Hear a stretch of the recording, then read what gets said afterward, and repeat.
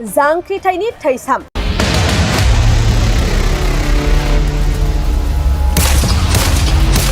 मोनसे आबुं जारिमिनारि बर' सावथुन असी साहब बे लामायाव आगान होबाय जेब्ला सानसेब्लाबो जों जेलनि ओंखाम जाखानांगोन बे बाथ्राखौ मिथिसेयावबो जों बे लामायाव आगान होदों अब्ला साननानै नाय हारिनि सेन्टिमेन्टआ जोंनि सोलेराव माबायदि रोदा रोदा हाबनानै दं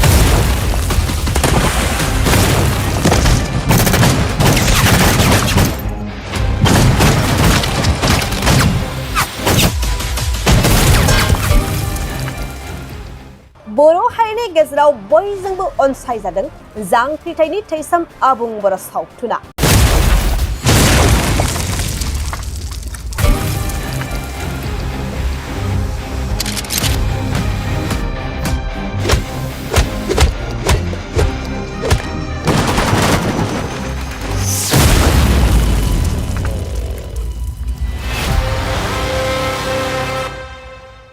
नंगौ पंकज लाहारीनि दिथा होनायजों दिहुनजानाय जांख्रिथायनि थैसाम आबुं बर' सावथुना दिनै जाफुंसार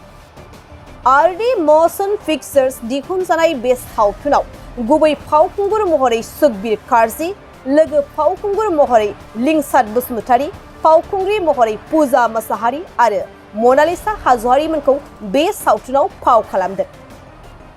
बलिउड सावथुन मुलुगनि मुंदांखा सुपारस्टार शाहरुख खानजों एखे लोगो फाव खालामबाय थानाय मुंदांखा केनी बसुमतारीखौ एक्शन डाइरेक्शन होनायजों बे सावथुनाव गोबां बिबांनि मुहिनां हाथियारजों बर' हारिनि बिग्रायारि हान्जा आरो आर्मिनि गेजेराव गोनोखोआरि बेफ्रुनाय गावलायनाय दाजेमफोरखौ बाहायनाय नुनो मोन्दों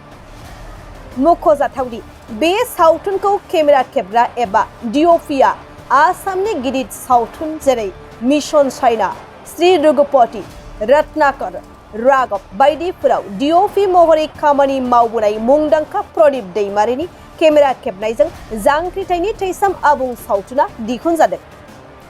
थांनाय 30 सेप्तेम्बराव बिजनी बरलागावआव प्रिमियार श' दिन्थिफुंनाय समनिफ्रायनो दिनैसिम जांख्रिथायनि थैसाम बर' सावथुना गोबां रायजो राजाफोरजों अनसायजादों बर' सावथुन मुलुगाव गिबि गोबां बाजेटजों दिहुनजानाय सावथुना दिनै गोबां आरजिनायखौबो नुनो मोन्दों सुलुंनिफ्राय मिन्थिनाय बादिब्ला जांख्रिथायनि थैसाम सावथुना प्रिमियार श'आव 10,40,000 रां आरजिदों आरो 1 अक्ट'बराव गिबि दिन्थिफुंनायाव गासै 30 जायगायाव दिन्थिनायाव 7,50,000 आरजिदों बै सानखालिनो नैथि दिन्थिफुंनायाव गासै 20 जायगायाव दिन्थिनायाव 1,50,000 रां आरजिनो हादों 2 अक्ट'बराव गिबि दिन्थिफुंनायाव गासै 20 जायगायाव दिन्थिनायाव 5 लाख रां आरजिनो हादों बै सानखालिनो नैथि दिन्थिफुंनायाव गासै 14 जायगायाव दिन्थिफुंनायाव 1,05,000 आरजिनो हादों बे जांख्रिथायनि थैसाम आबुं बर' सावथुननि गासै आरजिथाया 25,45,600 रां जादों होनना मोनथिना मोन्दों आरो बे सावथुननि दिन्थिफुंनाया सोलिबाय दं आरो आरजिथायाबो सोलिबाय थागोनखौ आसा खालामनो हायो दिनैसिम बर' सावथुननि गेजेराव रासिन आरजिनायनि लामायाव जांख्रिथायनि थैसाम आबुं बर' सावथुना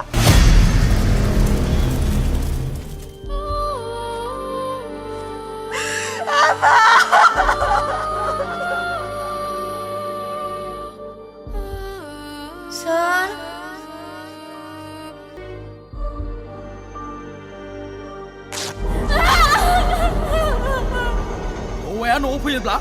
सिरि सिरि खौरां हर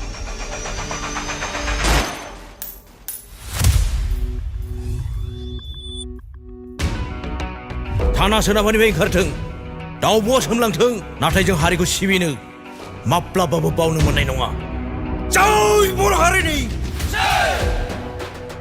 नोंसोर बायदि फोथाय खेबस'नि थाखायनो बे बर'नि बिर जोहोलावफ्रा गाव गावनि जिउखौ फोजोबना लानो गोनां जादों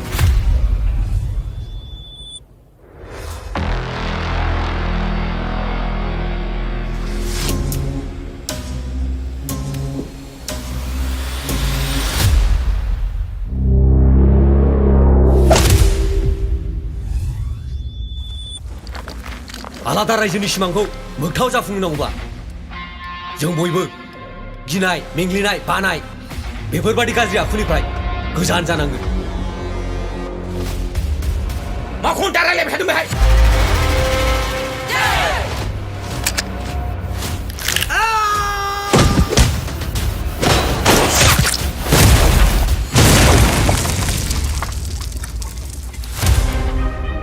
असी साहब बे लामायाव आगान होबाय जेब्ला सानसेब्लाबो जों जेलनि ओंखाम जाखानांगोन बे बाथ्राखौ मिथिसेयावबो जों बे लामायाव आगान होदों अब्ला साननानै नाय हारिनि सेन्टिमेन्टआ जोंनि सोलेराव माबायदि रोदा रोदा हाबनानै दं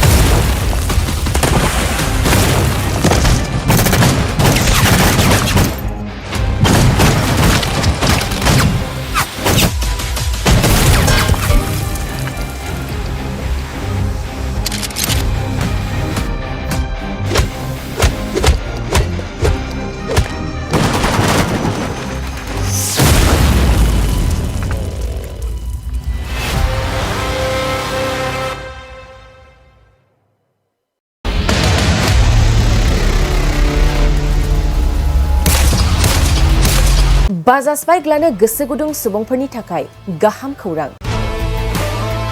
क'क्राझार सहराव थानाय दावहारु अट' एजेन्सिया 8 अक्ट'बरनिफ्राय 12 अक्ट'बर दानाव सानबानि हाबाफारिजों मेगालन लोगोसे एक्सचेन्ज मेला खुंफुंगोन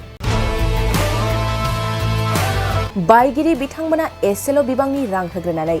गाव गावनि लुबैनाय बाइकखौ बायनो हागोन क'क्राझार सहरनि बड'लेण्ड गेस्ट हाउस साखाथियाव खुंफुंजानाय मेगालन काम एक्सचेन्ज मेलायाव फैनानै नोंथांनि लुबैनाय बाजाजनि बाइकखौ लांफैनो हागोन